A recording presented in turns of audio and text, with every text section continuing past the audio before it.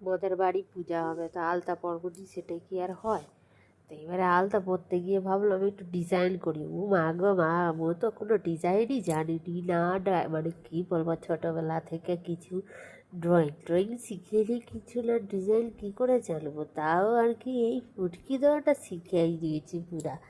তাই এই ফুটকি দিয়ে দিয়ে যাই হোক একটা গিটা বড় করে একটা ফুল বানাই লিছি ব্যাস। আর ডিজাইন লাগিয়ে নি, মোটামুটি পায়ে পুড়ে লিছি, কারণ পূজা হবে, আলতা না পরলে কীরকম একটা লাগেনি। তাই দু পায়ে আলতা পরে লিছি। কেমন লাগছে বলো দেখি পাটা?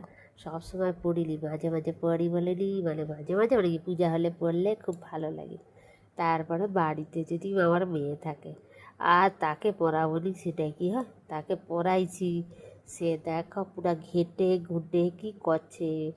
তাও তো যাই হোক, ভালো লাগছে, বাচ্চা মানুষ। তোমাদের কেমন লাগে?